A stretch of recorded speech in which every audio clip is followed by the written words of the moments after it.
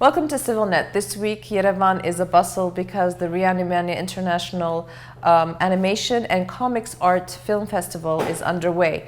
Joining me here in the studio is Liz Artinyan. She is an animation designer, illustrator, curator. Welcome to CivilNet, Liz. Thank you. Thanks for having me. You have a long sort of list of attributes. So let me start again. Animation designer, you're specialized in background design, you're an art dealer, a curator. Yes. And so you're here taking part as a jury member for Reanimania. Yes. And is this your first time taking part in the Reanimania sort of phenomenon? Yes, this is my first time. I'm really excited to take part in Reanimania. I'm excited to sort of see what they have put together. I actually don't know the categories yet. I'm not familiar with the artists involved, so I'm really excited to take part this year. That's good. And this has been going on for seven years, and I have been asked a few times since the beginning to partake, and I haven't been able to, so I'm really excited to be here. You finally decided to come, and this is a special one because this year it's dedicated to the 100th anniversary of the genocide, and it's called Revival. But I want to talk a little bit about you before we talk about your expectations of the film festival.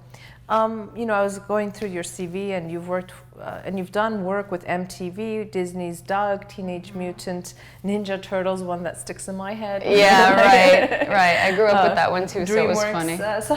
So you were born and raised in New York, and you've decided to be an animator, or? I was born and raised in Boston. I went to the Rhode Island School of Design, studied illustration, and actually my background was more in the fine arts. I was an illustration artist who I really gravitated toward fine art painting.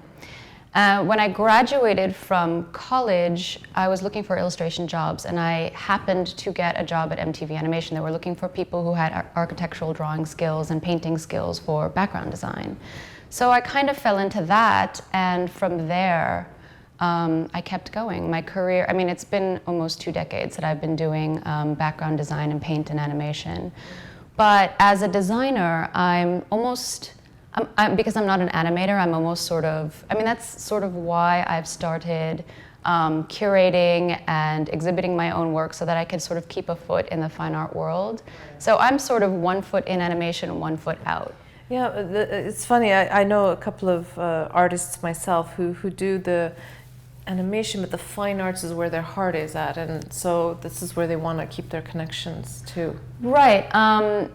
You know, as an artist in animation, it can be you can be a part in a large machine. There are so many different hands that go into making an animated feature or broadcast that you sort of feel that you lose your voice. So I think it's not surprising that artists try to keep their foot in some sort of self-expression.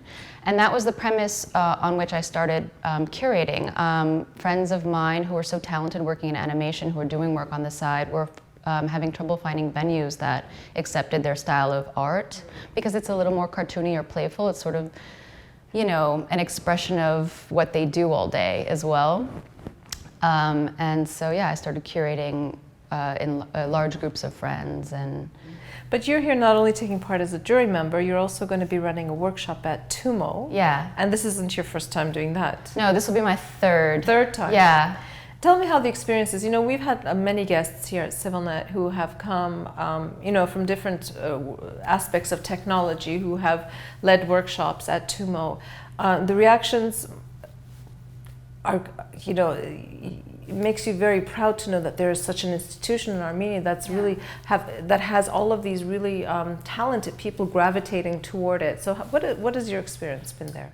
You know, I think it's really extraordinary what TUMO has done. I think bringing workshop leaders from all over the world brings these different perspectives, styles, ideas, different ways of working.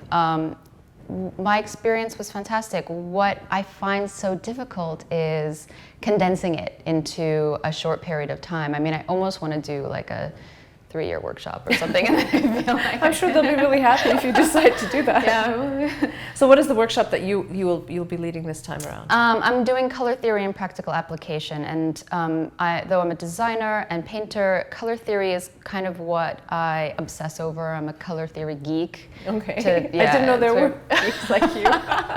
Oh yeah, they're geeks of all kinds.